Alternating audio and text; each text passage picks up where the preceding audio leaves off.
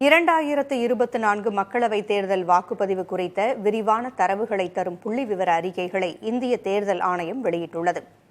தேர்தல் ஆணையத்தின் நம்பகத்தன்மையை காங்கிரஸ் உள்ளிட்ட எதிர்க்கட்சிகள் கேள்விக்குட்படுத்தி வரும் நிலையில் தேர்தல் ஆணையம் இந்த தரவுகளை வெளியிட்டுள்ளது.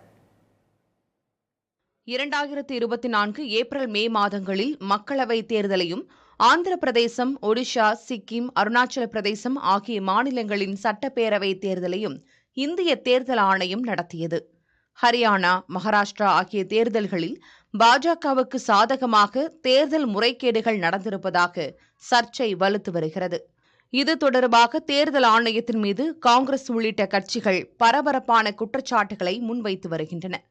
இந்த பின்னணியில் மக்களவைத் தேர்தல் தொடர்பான 42 புள்ளி விவர அறிக்கைகளையும் 4 மாநில சட்டப்பேரவை தேர்தல்கள் தொடர்பான 14 புள்ளி விவர அறிக்கைகளையும் தேர்தல் ஆணையம் வெளியிட்டுள்ளது.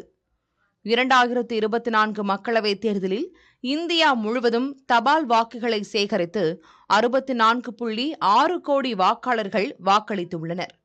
தேர்தலுக்கு முன்னதாக 97.97 கோடி நபர்கள் வாக்காளர் பட்டியலில் இணைந்தனர். வெளிநாடு வாழ் இந்தியர்கள் வகமையின் கீழ் வாக்களிக்க 1.19 லட்சம் நபர்கள் பதிவு செய்திருந்தனர். வாக்களித்தவர்களின் ஒட்டுமொத்த எண்ணிக்கையில் ஆண்களே அதிகம் என்றாலும் வாக்குப்பதிவு விகிதத்தில் பெண்கள் முந்திவிட்டனர். வாக்காளர் பட்டியலில் பெயர் இடம்பெற்றவர்களில் 65.78 விழுக்காடு பெண்கள், 65.55 விழுக்காடு ஆண்கள், 27.09 விழுக்காடு மூன்றாம் பாலினத்தவர் வாக்களித்தனர். தபால் வாக்கு செலுத்தியோர் எண்ணிக்கை 43 லட்சம். அசாமில் உள்ள துப்ரி தொகுதியில் அதிகபட்சமாக 92.7 விழுக்காடு வாக்குகள் பதிவாகின. ஜம்மு காஷ்மீர் தலைநகர் ஸ்ரீநகரில் இருப்பதிலேயே குறைந்தபட்சமாக 38.7 விழுக்காடு வாக்குகள் பதிவாகின. 11 தொகுதிகளில் 50 விழுக்காட்டுக்கும் குறைவான வாக்குகள் பதிவாகின. மொத்தமுள்ள 10.52 லட்சம் வாக்குச்சாவடிகளில் 40இல் மறுதேர்தல் நடத்தப்பட்டது. மொத்தம் 800 பெண்கள் இந்த தேர்தலில் போட்டியிட்டனர்.